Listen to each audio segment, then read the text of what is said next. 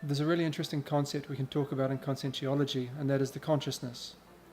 The consciousness is also known as the intelligent principle, the individual essence, the soul, the spirit, alma.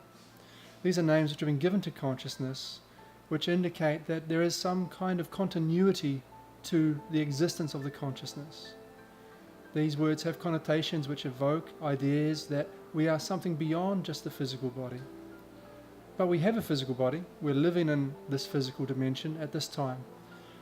But when we stop to live here, we continue to exist.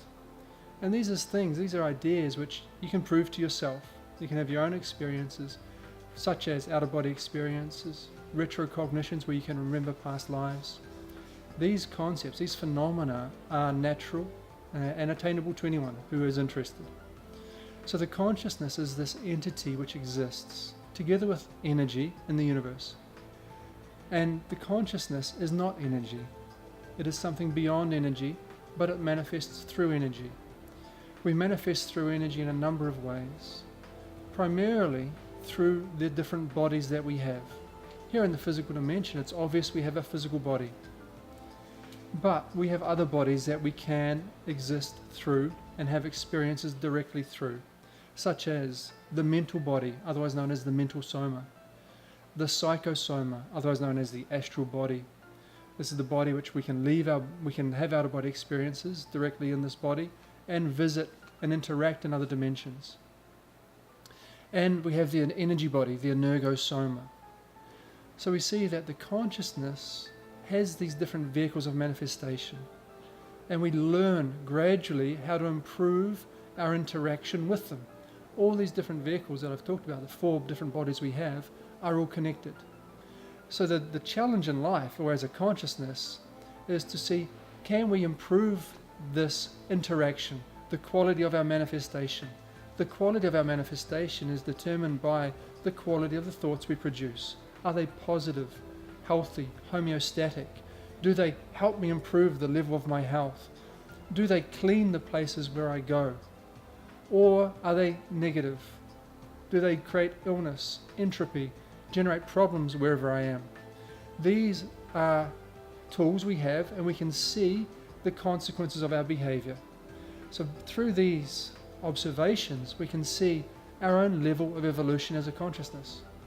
And we can see ourselves changing and improving slowly and gradually over time. And this is part of the idea which conscientiology emphasizes. Based on our self-knowledge and our self-awareness, and increasing our levels of self-knowledge and self-awareness, we can improve our behavior and our conditions as a consciousness. This process of evolution is what we're talking about. And the interesting thing is that it doesn't just happen in one life. We don't just have this one life. We've had thousands of lives. So this process of the consciousness evolving has happened individually for each of us for a really long time, for a very long time, over a very long period of many thousands of lives. And these experiences we have create a new level for us. So we create a new level of awareness. We create a deeper understanding of ourselves, of our environment. This is, in essence, evolution. Little by little, we conquer new traits, we develop new abilities, we learn new things. And this is inevitable as we go across time and across lives, and we have more and more experiences. So what we can see that as we evolve as a consciousness, we tend to focus more on assistance. We can understand the value of assisting other people.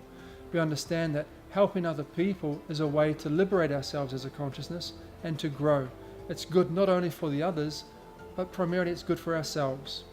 An interesting thing, when we think about other consciousnesses, other people, and we think badly, the person who suffers the most with that is ourselves. Our energies change. We open ourselves to other influences, non-physical consciousnesses, people who are without a physical body at the moment and who think the same thing, enter into contact with us, come closer to us, start to influence how we think more and more.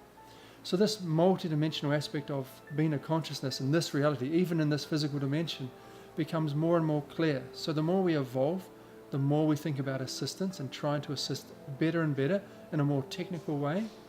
And we also become more multidimensional as an entity, as a consciousness. That means we integrate better with the multidimensionality. We become more aware of the patterns we enter into contact with. We become more aware of the non-physical consciousnesses around us, and that starts to orient our life more and more. We can identify when we need to change our behavior, what we need to change in ourselves to make it better for ourselves in that environment and for other people. And we even are able to start to treat those consciousnesses who come in contact with us. We perceive them and we can start to work with them. And this is a natural process of evolution.